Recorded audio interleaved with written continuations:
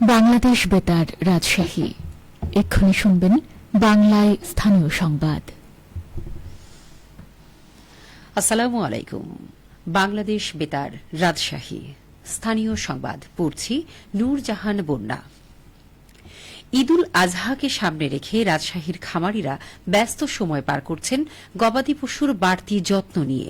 এবার রাজশাহীতে কোরবানির গবাদি পশুর পর্যাপ্ত মজুদ রয়েছে বলে জানিয়েছে জেলা প্রাণী সম্পদ অফিস।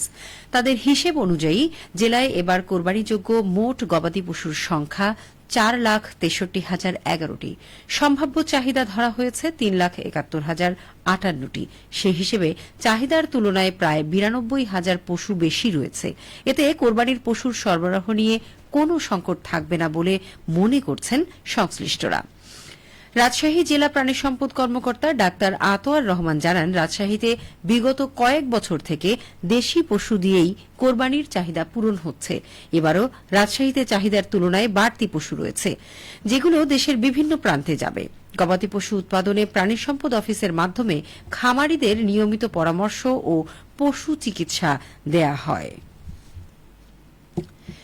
দীর্ঘ 18 বছর আত্মগোপনে থাকা বিস্ফোরক মামলার ওয়ারেন্টভুক্ত আসামি বেলালকে গ্রেপ্তার করেছে র্যাব 5।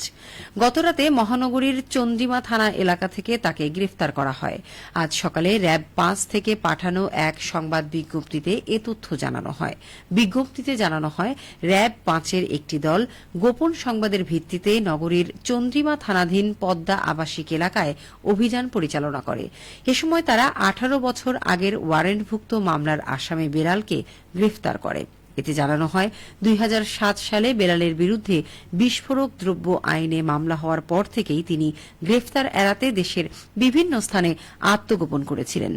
র্যাব জানায়, গ্রেফতারের পর প্রয়োজনীয় আইনি প্রক্রিয়া শেষে তাকে রাজশাহী মহানগরীর চন্দ্রিমা থানায় হস্তান্তর করা হয়েছে।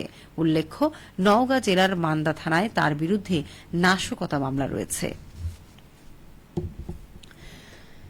নওগাঁয় বিশ্বকবি রবীন্দ্রনাথ ঠাকুরের 165 এবং জাতীয় কবি কাজী নজরুল ইসলামের 127তম জন্মবার্ষিকী উপলক্ষে প্রস্তুতি সভা অনুষ্ঠিত হয়েছে। আজ জেলা প্রশাসকের সম্মেলন কক্ষে অনুষ্ঠিত সভায় সভাপতিত্ব করেন স্থানীয় সরকার বিভাগের উপপরিচালক TMA মুমিন।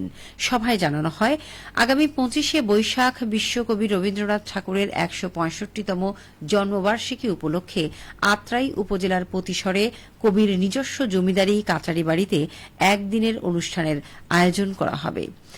শান্তি ও মানবতার কবি রবীন্দ্রনাথ শিরোনামে আগামী 8ই মে সংস্কৃতি মন্ত্রণালয় ও স্থানীয় প্রশাসন এই আয়োজন করবে। দিনব্যাপী বিভিন্ন কর্মসূচির মধ্যে রয়েছে সকালে দেবেন্দ্র মঞ্চে আলোচনা সভা ও বিকেলে একই স্থানে সাংস্কৃতিক অনুষ্ঠান। এছাড়া কাচারি বাড়ির আঙিনায় গ্রামীণ মেলার আয়োজন করা হবে। জাতীয় কবি কাজী নজরুল ইসলামের 127তম জন্মবার্ষিকী উপলক্ষে আগামী 25শে মে দিনব্যাপী জেলা শিল্পকলা একাডেমি চত্বরে অনুষ্ঠানের আয়োজন করা হবে। এতে আলোচনা সভা ও সাংস্কৃতিক অনুষ্ঠানের আয়োজন করা হবে। অনুষ্ঠানসমূহ সুষ্ঠুভাবে সম্পন্ন করতে সভায় প্রয়োজনীয় পদক্ষেপ গ্রহণ ও বিভিন্ন দিক নির্দেশনা প্রদান করা হয়। সভায় অতিরিক্ত জেলা প্রশাসক সাদিয়া আফরিন ও অন্যান্যগণ উপস্থিত ছিলেন। পাবনার ঈশ্বরদীতে খাল খনন কর্মসূচির উদ্বোধন করা হয়েছে। গতকাল দুর্যোগ ও ত্রাণ মন্ত্রণালয়ের ইজিপিপি প্রকল্পের আওতায় এই খাল খনন কাজের আনুষ্ঠানিক উদ্বোধন করা হয়। প্রধান অতিথি হিসেবে এই কর্মসূচির উদ্বোধন করেন পাবনা জেলা বিএনপির আহ্বায়ক ও বিএনপি চেয়ারপারসনের উপদেষ্টা হাবিবুর রহমান হাবিব।